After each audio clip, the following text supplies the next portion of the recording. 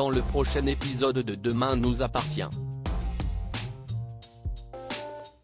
Chloé et Maxime découvrent leur première énigme, Flore fait une rencontre inattendue, et Samuel, rejeté une fois de plus par Leila, renoue avec ses vieux démons. Attention, les paragraphes qui suivent contiennent des spoilers sur l'épisode de Demain nous appartient diffusé demain soir sur TF1. Si vous ne voulez rien savoir, passez votre chemin. Mardi 4 décembre dans Demain nous appartient.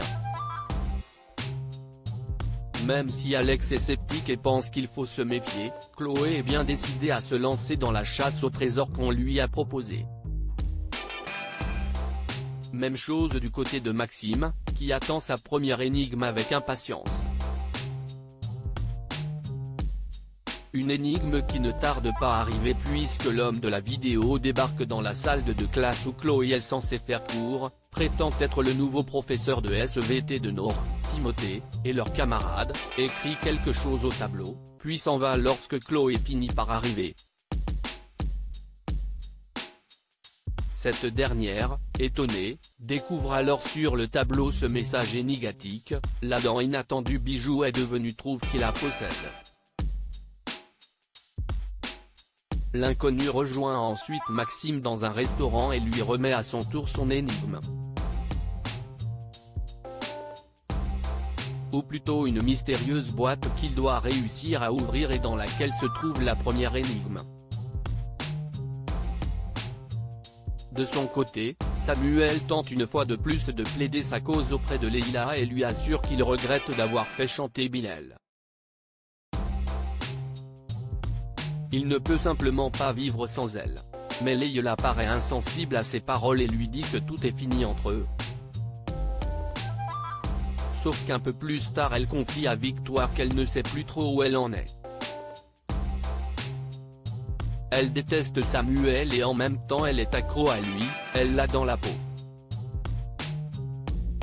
Victoire lui conseille alors de rester le plus loin possible de Samuel afin d'arriver à l'oublier.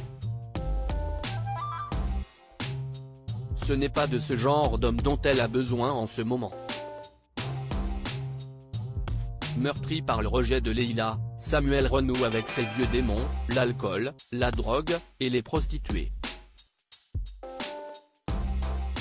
Clémentine annonce à Maxime qu'elle a réfléchi et qu'elle pense qu'ils peuvent se permettre de louer la maison qu'ils ont vue sur internet et qui est située à côté de Marseillan.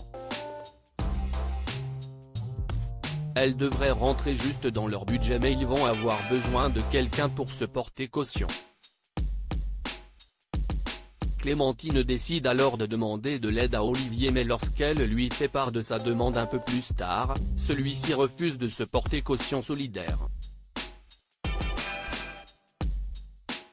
Il lui lance qu'elle a choisi d'être égoïste et qu'il ne faut plus qu'elle attende quoi que ce soit de lui. Elle fait donc part de ce refus à Maxime qui lui annonce qu'il va chercher du travail et poursuivre ses études par correspondance. Avec un deuxième salaire, ils pourront louer la maison dont ils rêvent. Mais Clémentine ne veut pas que Maxime se sacrifie pour elle. Selon elle, travailler le jour et étudier le soir, ce n'est pas une vie. Mais Maxime en a marre qu'elle le traite toujours comme un gamin et lui fait comprendre que si les rôles étaient inversés elle ferait la même chose pour lui.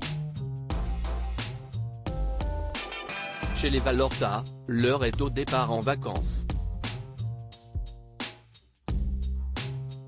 Flore et Bart s'apprêtent en effet à partir à New York.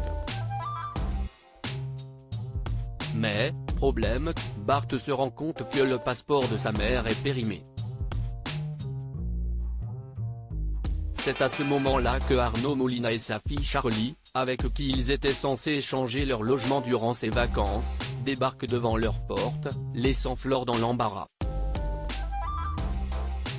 Elle tente en vain d'appeler la préfecture pour obtenir un passeport en urgence, puis dit à Bart qu'ils vont devoir aller à l'hôtel quelques jours afin de respecter leur deal avec leurs invités new-yorkais.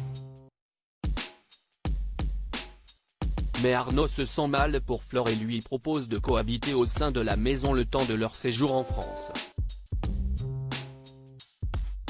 Flore et Bart acceptent et le moins que l'on puisse dire si estique ou après quelques minutes de discussion le courant passe plutôt très bien entre Flore et Arnaud, qui a grandi à 7 avant de partir vivre aux États-Unis pour ses études. Ils passent d'ailleurs la soirée ensemble et, après avoir pas mal bu, finissent par s'embrasser.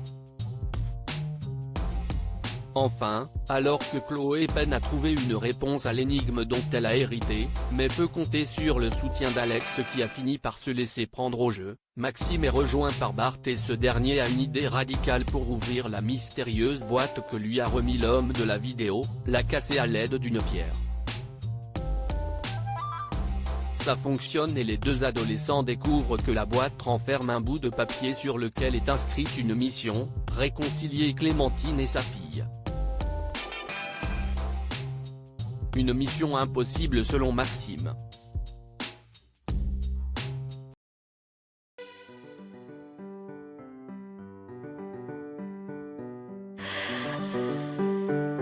나